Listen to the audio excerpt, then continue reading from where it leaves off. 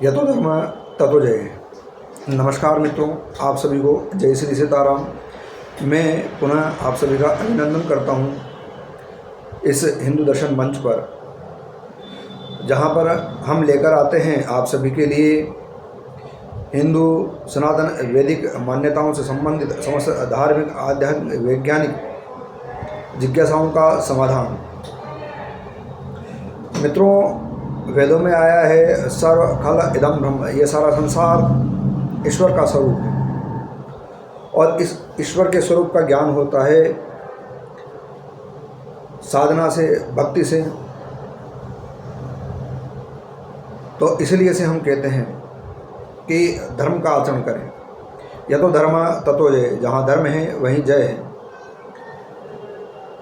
मित्रों, आज आपके लिए एक बहुत अच्छा प्रसंग लेकर आए हैं। ये प्रसंग श्रीमद् भागवत महापुराण के एकादश स्कंद के 14वें अध्याय से है। इसमें उद्धव जी यह पूछते हैं भगवान से कि जो मुमुक्ष है, जिसको मुक्ति की इच्छा है, जिसे मोक्ष की इच्छा है, वह आपका भक्त किस प्रकार से आपका ध्यान करे। तो मित्रों, जल्दी से शेयर कीजिए, आप नए हैं तो सब्सक्राइब कीजिए और मित्रों लाइक और फीडबैक अवश्य दिया कीजिए। इससे क्या है, चैनल ग्रो करेगा। यह चैनल आपके ही लिए है। यह चैनल ये ऐसा ना समझे कि दूसरे का है। हम सब एक ही हैं। हम एक दूसरे का सहयोग करेंगे तो हम आगे बढ़ेंगे। आप हमसे सीखें, हम आपसे सीखें, एक दूसरे का सहयोग करें। और जब तक सहयोगात्मक भावना रहेगी तब तक व्यक्ति दिनों दिन विकास करता है।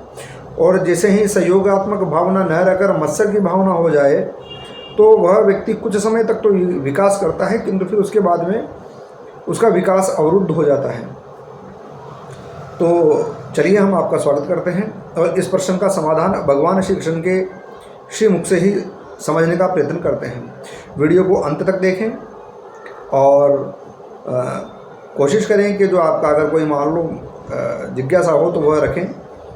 तो जब उद्धव जी ने यह प्रश्न किया इस एकादश स्कंद के 14वें अध्याय में कि जो मुमुक्ष पुरुष है वो किस प्रकार से, किस रूप में, किस भाव से आप ये साधना करें, तो भगवान इसको बताते हैं। श्री भगवान उवाच, भगवान श्री कृष्ण कहते हैं कि हे मेरे प्रिय उद्धव, जो ऐसे आसन पर, जो ऐसा साधक है, मुमुक्ष है, वह ऐसे साधन पर विराजमान हो जाए, बैठे, जो बहुत सीधा हो, आराम से बैठने के योग्य हो। वह आसन ऐसे स्थान पर हो जो न तो बहुत ऊंचा हो न नीचा हो, अर्थात समतल हो, ठीक ढंग का हो।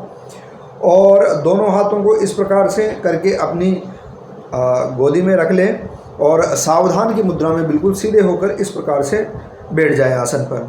फिर बैठकर भगवान कहते हैं कि इसके बाद प्राणायाम करें। पहले पूरक करें, यहाँ नाभि में भगवान विष्णु का ध्यान करें, फिर कुंभक करें, यहाँ ब्रह्मा जी का ध्यान करें, फिर भ्रुकुटी में रेचक करें और यहाँ भगवान शंकर का ध्यान करें। इस प्रकार से प्राणायाम करें। और भगवान बताते हैं कि इस प्रकार से पूरक, कुंभक और रेचक प्राणायाम एक बार में 10 बार करें, तो दिन में कम से कम 3 बार करें। और फिर इसके बाद में जब प्राणायामों से आपकी नाड़ियों का शोधन हो जाए, फिर प्राणायाम का अभ्यास तो धीरे धीरे बढ़ाते रहना चाहिए और इसके साथ साथ अपनी इंद्रियों को भी जीतने का प्रयत्न करना चाहिए, अर्थात वासनाओं में न लगाएं।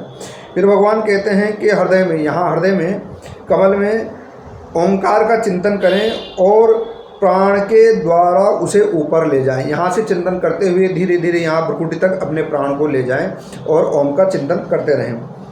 और फिर इस प्रकार से ओम का चिंतन करने का मतलब है ओम का जाप करें और ऊपर ले जाएं ओम का जाप करते हुए। उसके स्वर का ताता न टूटे, अर्थात किस प्रकार से ओम का जाप करना है, इसको भी आप किसी विद्वान गुरु से आप उसके सानिध्य में जाकर उससे इस प्रकार के प्राणायाम, ओंकार के जाप की विधि का आप इसको सीखें भगवान का ध्यान करने के लिए। और फिर इसके बारे में बताया गया है इस प्रकार प्रतिदिन 3 समय 10-10 बार प्राणायाम करें और 10-10 बार ओंकार का जाप करें।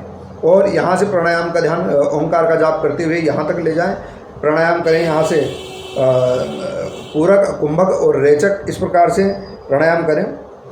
भगवान बताते हैं कि ऐसा करने से केवल 1 माह के अंदर ही जो आपका प्राणवायु है वह आपके वश में हो जाएगा, लेकिन यम नियम पूर्वक, जैसा बताया गया है। इसके बाद ऐसा चिंतन करें कि हृदय कमल में, इस हृदय में एक कमल है और वह शरीर के भीतर इस प्रकार से स्थित है मानो डंडी ऊपर है इस प्रकार से और वह कमल नीचे है। फिर आप इसका यूँ ध्यान करें कि अब उल्टा ध्यान करना चाहिए कि उसका मुख ऊपर की ओर है हृदय कमल का, ठीक है ना, और वह खिला हुआ है, उसके 8 दल पंखुड़ियाँ बनी हुई है और उनके बीचों बीच पीली पीली अत्यंत सुकुमार कर्णिकाएँ हैं अर्थात गद्दी हैं। कर्णिका पर अब किसका ध्यान करें यहाँ पर, इस हृदय पर जब हम ध्यान करें तो सूर्य, चंद्रमा और अग्नि का न्यास करें अर्थात हृदयान्यास करें। तो ये हृदयान्यास भी सीख लें और अंगन्यास भी सीख लें। तो ये सबसे पहले प्राणायाम, फिर ओम का जाप ध्यान करके, फिर हृदयान्यास और अंगन्यास इस प्रकार से करें। तदनंतर उस अग्नि में, जो हृदय अग्नि जल रही है, उसमें भगवान का ही ध्यान करना चाहिए। फिर बताते हैं कि इस प्रकार से जब आप यह क्रिया पूरी कर लें 15 मिनट में, 10 मिनट में जो आप यह क्रिया पूरी कर लें, फिर भगवान के जो चतुर्भुज स्वरूप का ध्यान करें, उनका स्मरण करें। वो कहते हैं कि जो जो उनका स्वरूप बताया गया है, जैसे उनका सुंदर मुख है, ठीक है ना, और उनकी भुजाएं घुटनों तक लंबी है, इसके अलावा दोनों कान बराबर हैं और मकराकर कुंडल झिलमिला रहे हैं कानों में, और उनके शरीर पर पीताम्बर है और श्रीवत्स और लक्ष्मी जी का चिन्ह वक्षस्थल पर है। हाथों में क्रमशः शंख, चक्र, गदा एवं पद्म धारण किए हुए हैं। इस प्रकार से कौस्तुभ मणि उनकी जगमगा रही है और अपने अपने स्थान पर किरीट, कंगन, करदने, बाजूबंद शोभायमान हो रहे हैं। इस प्रकार से भगवान का स्मरण करें। तो भगवान कहते हैं कि इस प्रकार से उद्धव जी को बताते हैं कि जो मुमुक्ष पुरुष है, इस प्रकार से मेरा जब स्मरण करता है, मेरा ध्यान करता है और यम नियम पूर्वक करता है, वासनाओं को शांत करके करता है, तो धीरे धीरे क्या होता है कि उसका जो मन है वह भगवान में ही लग जाता है। उसका जो मन है, चित्त है, जो भगवान में ही लग जाता है, फिर संसार के विषयों की ओर आकृष्ट नहीं होता है। और ऐसी स्थिति में जब ये सब चीज़ें होने लग जाए, भगवान में लगने लग जाए, तो फिर उसको तत्व ज्ञान की प्राप्ति होती है, वास्तविक सत्य का ज्ञान होता है। और इसके साथ साथ ब्रह्म विद्या की भी उपासना करनी चाहिए जीव को।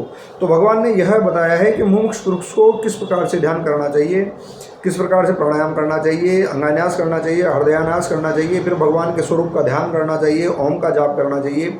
ये सब यहाँ पर बताया गया है मुमुक्ष पुरुष के लिए, जो मुक्ति को चाहता है, जो मोक्ष को चाहता है, उसके लिए।